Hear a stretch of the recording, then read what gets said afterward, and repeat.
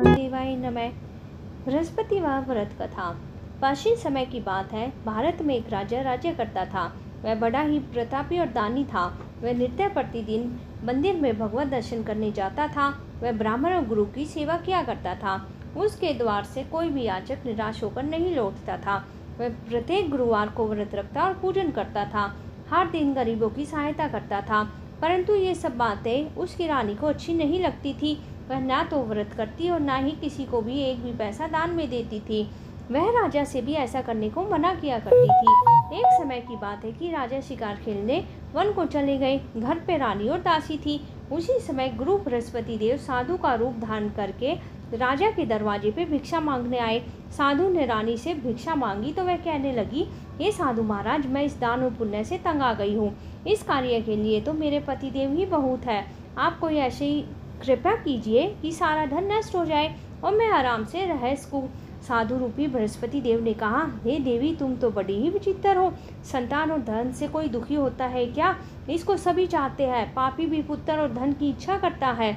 अगर तुम्हारे पास धन अधिक है तो भूखे मनुष्यों को भोजन कराओ, प्याऊ लगवाओ, ब्राह्मणों को दान दो, धर्मशालाएं बनवाओ, कुआं, तालाब, बावड़ी, बाग बगीचा आदि का निर्माण कराओ, निर्धनों की कुंवारी कन्याओं का विवाह कराओ और साथ ही यज्ञ आदि करो। इस प्रकार के कर्मों से आपके कुल का और आपका नाम परलोक में सार्थक होगा और तुम्हें भी स्वर्ग की प्राप्ति होगी। परंतु रानी साधु की इन बातों से खुश न हुई। उसने कहा कि हे साधु महाराज, मुझे ऐसे धन की कोई आवश्यकता नहीं जिसको मैं अन्य लोगों को दान देती फिरूं और जिसको रखने और संभालने में मेरा समय ही नष्ट हो जाए। साधु ने कहा, हे देवी, यदि तुम्हारी ऐसी ही इच्छा है, जैसा मैं कहता हूँ वैसा ही करना। बृहस्पतिवार के दिन घर आंगन को गोबर से लीपना, अपने केशों को पीली मिट्टी से धोना, केशों को धोते समय स्नान करना, राजा से कहना वह हजामत कराए, भोजन में मांस मदिरा खाना, कपड़े धोबी के यहाँ धुलने डालना। इस प्रकार 7 बृहस्पतिवार करने से तुम्हारा सब धन नष्ट हो जाएगा।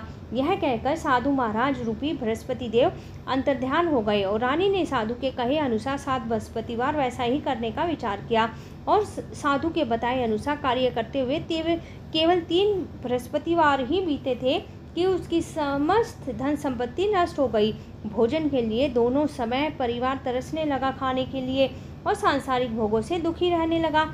तब राजा रानी से कहने लगा, हे रानी, तुम यहाँ पर रहो, मैं दूसरे देश को जाता हूँ, क्योंकि यहाँ तो सभी मनुष्य मुझे जानते हैं, इसलिए मैं यहाँ पे कोई भी ऐसा काम धंधा नहीं कर सकता हूँ। अब मैं प्रदेश जा रहा हूँ, कोई ऐसा काम धंधा करूँगा, शायद हमारे भाग्य बदल जाए। ऐसा कह के राजा प्रदेश चला गया। वहाँ जंगल से लकड़ियाँ काट कर लाता, शहर में बेचता और इस तरह से जीवन व्यतीत करने लगा।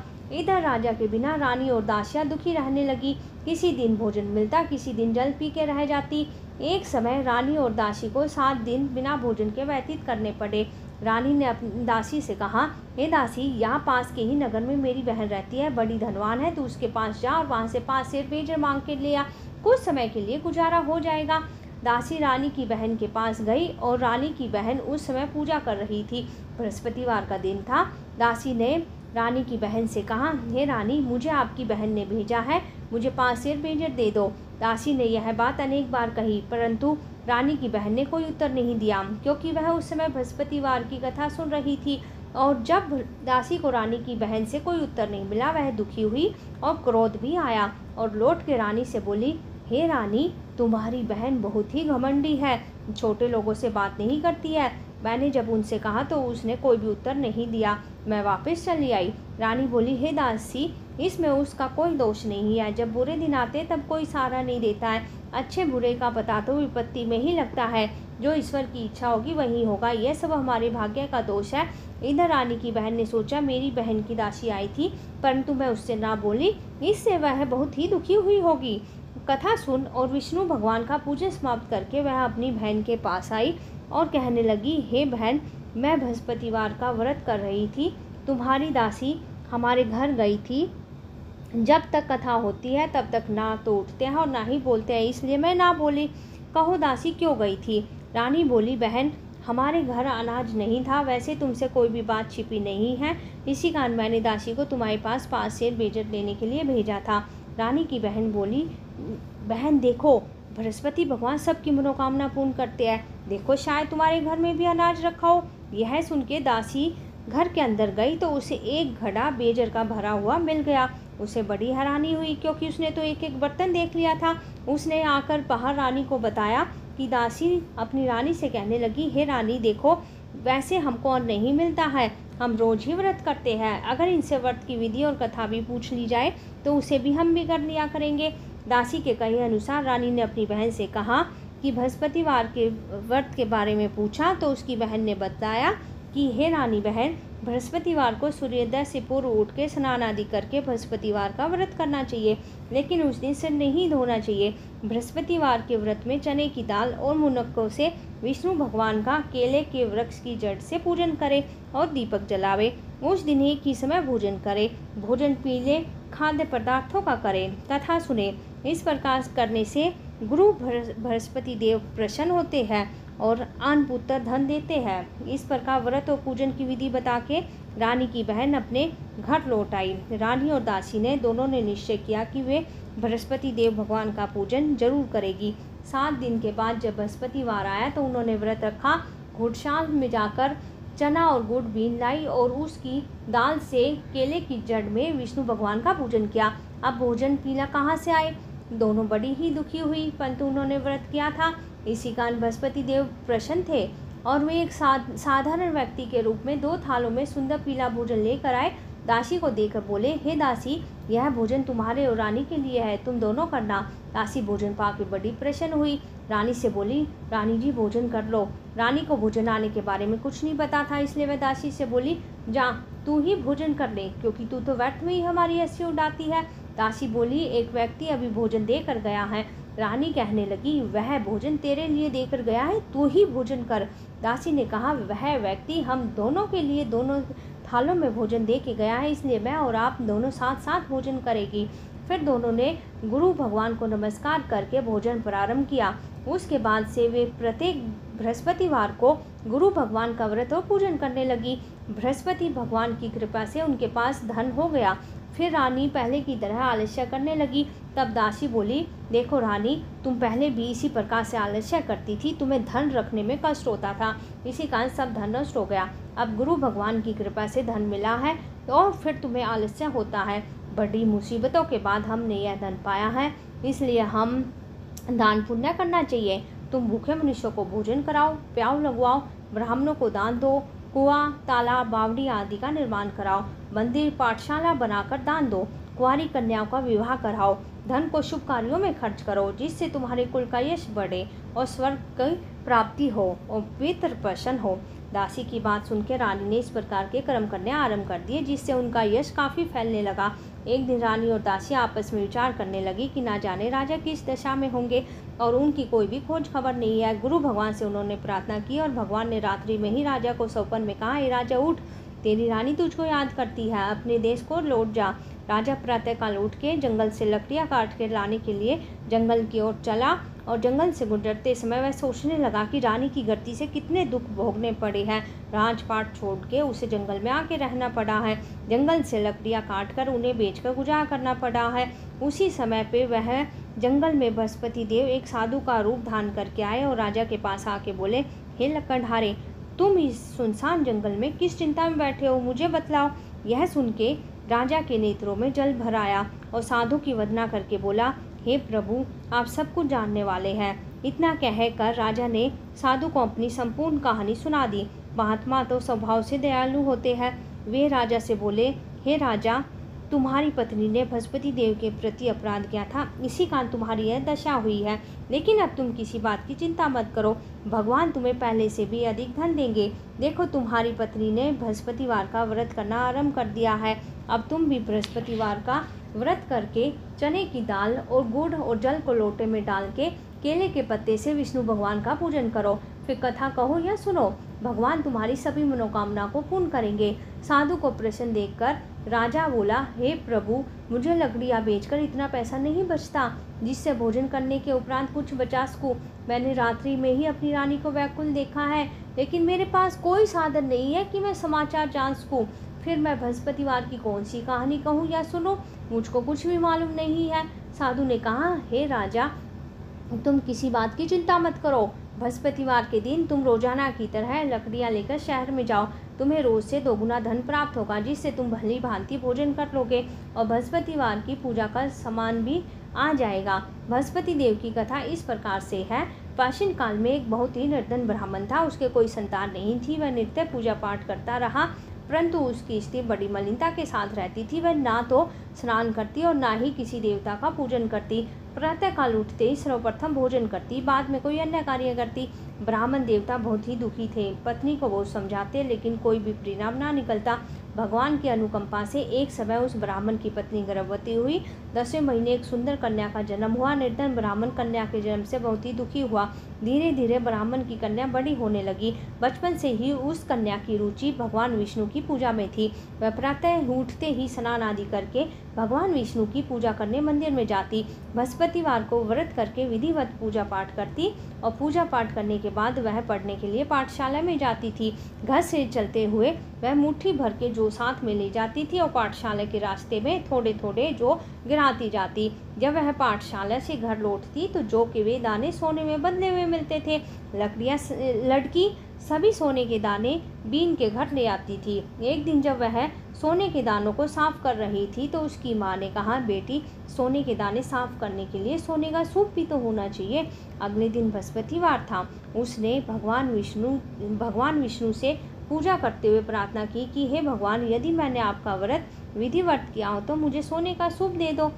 भगवान बृहस्पति देव ने उसकी मनोकामना पूर्ण करने का वचन दिया और पाठशाला से लौटते समय उसे रास्ते में सोने का सूप पड़ा हुआ मिला। घर लौटकर सोने का सूप अपनी माँ को दिखाकर वह सोने के दाने को साफ करने लगी और उसी समय पे नगर का राजकुमार उसके घर के पास से गुजरा। उस सुंदर लड़की को सोने के सूप में जो साफ करते देखकर राजकुमार उस पर मोहित हो गया। महल में लौटकर राजकुमार ने राजा से उस लड़की से विवाह की इच्छा प्रकट की और राजा ने ब्राह्मण को महल में बुला के राजकुमार से उसकी लड़की के विवाह की बात कही।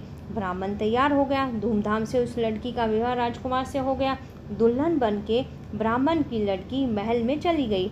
लड़की के चले जाने के बाद ब्राह्मण फिर से निर्धन हो गया। उसे कई दिन तक भोजन नहीं मिलता था। बहुत दुखी होकर ब्राह्मण उस दिन अपनी लड़की के पास गया। अपने पिता से निर्धनता का समाचार सुन के उसने बहुत सारा धन दे के पिता को विदा किया। उस धन से ब्राह्मण के कुछ दिन तो आराम से गुजर गए, लेकिन जल्दी ही फिर से भूखे मरने की हालत हो गई। ब्राह्मण अपनी लड़की से धन लेने के लिए फिर महल में पहुंचा। लड़की ने पिता की बुरी हालत देख के कहा, पिताजी, आखिर आप कब तक मुझसे धन लेकर जीवन यापन करेंगे? आप कोई ऐसा उपाय क्यों नहीं करते जिससे आपका भी घर धन संपत्ति से भर जाए? ब्राह्मण ने कहा, मैंने तेरी माँ को बहुत समझा लिया, पर उनकी समझ में कुछ नहीं आता है। उसका फुरहड़पन नष्ट हो तो घर की निर्धनता भी दूर हो जाए। तब कुछ सोचकर लड़की ने पिता से कहा, पिताजी, आप कुछ दिन के लिए माँ को मेरे पास छोड़ जाओ।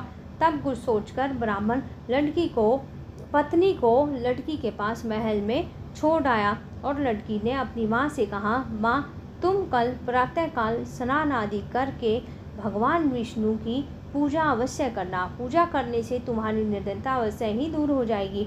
लेकिन उसकी माँ ने उसकी एक भी बात ना मानी। तब क्रोधित होकर लड़की ने अपनी माँ को एक कक्ष में बंद कर दिया। सूर्योदय के समय माँ को उठाकर जबरदस्ती स्नान कराया, फिर मंदिर में ले जाकर भगवान बृहस्पति देव की पूजा कराई। कुछ दिनों तक ऐसा करने से माँ की बुद्धि में परिवर्तन हुआ और वह स्वयं बृहस्पतिवार का व्रत करने लगी।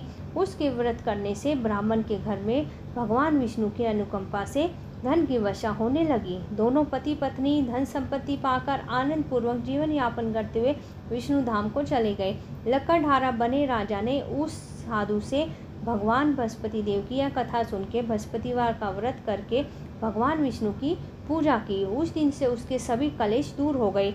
लेकिन अगले बृहस्पतिवार को कामकाज में अधिक व्यस्त होने के कारण उसने भगवान बृहस्पति देव का व्रत नहीं किया। भगवान बृहस्पति देव लकड़हारे से क्रोधित हो गए, उसे भूल की सजा दी। उस दिन नगर के राजा ने घोषणा की कि प्रत्येक नागरिक मेरे महल में भोजन करने आए। जो नहीं आएगा उसे अपराधी मान के बाहरी दंड दिया जाएगा। लकड़हारा बने राजा ने उस नगर के राजा की घोषणा तो सुनी, लेकिन जंगल से लकड़ी काट के लाने और उनको बेचने में देर हो जाने के कारण वह समय पे भोजन नहीं कर सका।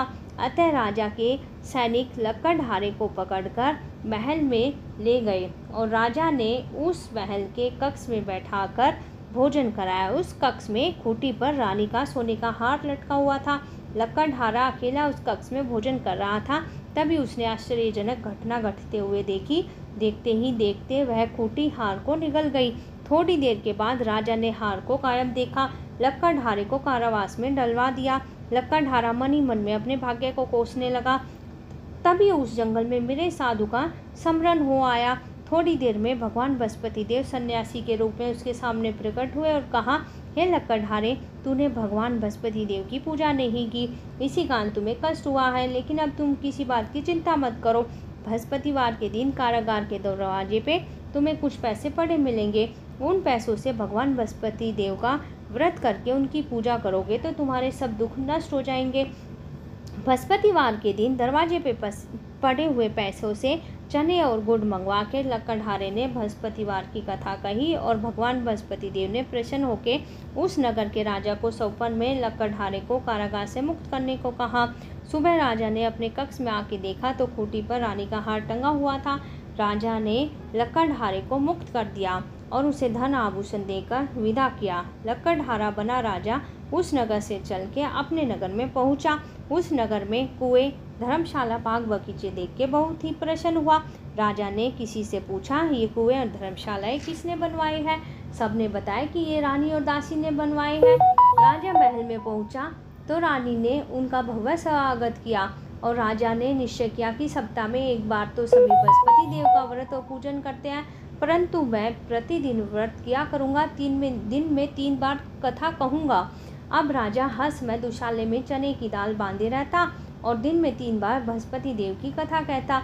कुछ दिनों के बाद राजा को अपनी बहन की याद आई। एक दिन घोड़े पे सवार होकर राजा अपनी बहन से मिलने के लिए चल दिया और अभी राजा नगर के बाहर ही पहुंचा था कि उसने देखा कि कुछ लोग एक शव को ले जाते हुए जा रहे थे और राजा को स्मरण हो आया कि आज उसने बृहस्पति देव की पूजा नहीं की है, व्रत कथा नहीं सुनाई है। राजा ने उन लोगों से रोक कर कहा, भाइयों, आप शव को ले जाने से पहले मुझसे बृहस्पतिवार की कथा सुन लो। लोगों ने राजा पे क्रोधित होते हुए कहा, तुम पागल तो नहीं हो? लेकिन कुछ बड़े बूढ़ों लोगों ने कहा, अच्छा भाई, साथ साथ चलते चलते तुम अपनी कथा भी सुना लो। राजा ने चलते चलते आधी कथा ही सुनाई थी कि शव हिलने लगा। राजा के कथा पूरी होते ही शव उठकर बैठ गया। लोगों ने हैरानी से दांतों तले उंगली दबाई। अगले बृहस्पतिवार से भगवान बृहस्पति देव का व्रत और कथा सुनने का निश्चय कर दिया। अब घोड़े पे सवार राजा चलते चलते किसान के पास पहुंचा। किसान अपने खेत में हल चला रहा था। राजा ने कहा, अरे भाई, मुझसे बृहस्पतिवार की कथा सुन लो। किसान झुंझला के बोला, अरे भाई, देख नहीं रहे क्या? जितनी देर में मैं तुम्हारी कथा सुनूंगा उतनी देर में तो पूरे खेत में हल चला लूँगा। राजा निराश होकर चलने लगा। तभी किसान के बैल लड़खड़ा के जमीन पे जा गिरे। किसान के पेट में जोरों का दर्द होने लगा। उस किसान की पत्नी जब खाना लेकर आई तो उसने किसान से इस बारे में पूछा। किसान ने घुड़सवार की पूरी कहानी सुना दी। किसान की पत्नी दौड़ती हुई राजा के पास पहुंच के हाथ जोड़ के बोली, भैया, मैं तुम्हारी कथा सुनने को तैयार हूँ। राजा ने उसके साथ खेत पे पहुंचकर बृहस्पतिवार की कथा सुनाई। तभी बैल उठकर खड़े हो गए। किसान के पेट का दर्द भी तुरंत ठीक हो गया। राजा अपनी बहन के घर पहुंचा तो उसकी बहुत ही आवभगत हुई। अगले दिन सुबह उठकर राजा ने देखा घर के सभी लोग भोजन कर रहे थे। किसी भूखे को बृहस्पतिवार की कथा सुनाए बिना राजा भोजन नहीं करता था। उसने बहन से कहा कि बहन, क्या तुम्हारे घर में कोई ऐसा व्यक्ति है जिसने अभी तक भोजन ना किया हो? उसकी बहन बोली, भैया, हमारे घर में तो क्या, पूरे नगर में भी कोई ऐसा व्यक्ति नहीं मिलेगा जिसने सुबह सुबह भोजन नहीं किया हो। तब राजा ने बहन के घर से निकल के उस नगर में बिना भोजन किए व्यक्ति की तलाश की। एक गंडरिये का बेटा घर में बीमार होने के कारण भूखा रह गया था। राजा ने उसको जाकर बृहस्पतिवार की कथा सुनाई। कथा सुनते सुनते गंडरिये का बेटा बिल्कुल ठीक हो गया। सब ने राजा की बहुत ही प्रशंसा की। एक दिन राजा ने अपनी बहन से कहा, बहन, अब हम अपने घर जाना चाहते हैं, तुम भी हमारे साथ चलो, कुछ दिन रह के लौट आना। राजा की बहन ने अपनी सास से पूछा तो सास ने ताने देते हुए कहा, बहू, चली जा, लेकिन अकेली जाना, मेरे पोतों को साथ मत लेके जाना। तुम्हारे भाई के कोई औलाद नहीं है, कहीं तुम्हारी भाभी मेरे पोते पे कोई जादू टोना ना कर दे। दूसरे कक्ष में बहन की सास की बातें सुनकर राजा दुखी मन से अकेले ही नगर को लौट आया और रानी से राजा ने कहा कि हम यहाँ, हे रानी, हम निसंतान हैं, इसलिए हमारे घर आना कोई पसंद नहीं करता है। रानी ने राजा को समझाया, हे प्राणनाथ, हमें बृहस्पति देव ने सब कुछ दिया है, अब भगवान बृहस्पति देव हमें संतान भी अवश्य देंगे। बृहस्पतिवार को विधिवत व्रत करके राजा रानी ने भगवान बृहस्पति देव से संतान के लिए प्रार्थना की और कुछ दिन के बाद उन्होंने स्वप्न में दर्शन देते हुए कहा कि हे राजन, तेरी मनोकामना अवश्य ही पूरी होगी। एक सप्ताह के बाद रानी गर्भवती हो गई। 10वें महीने रानी ने एक सुंदर पुत्र को जन्म दिया। राजा रानी जीवन पर्यंत बृहस्पतिवार का व्रत करते रहे और उनके घर में धन की वर्षा होती रही। इस तरह आनंदपूर्वक जीवन यापन करते हुए राजा और रानी भगवान बृहस्पतिवार की अनुकंपा से मोक्ष को प्राप्त करके सीधे वैकुंठ धाम को पहुंच गए। बृहस्पतिवार को विधिवत व्रत करके जो स्त्री पुरुष भगवान विष्णु की पूजा करते हैं, भगवान उनकी सभी मनोकामनाएं पूर्ण करते हैं। बृहस्पतिवार की व्रत कथा समाप्त होती है। धन्यवाद।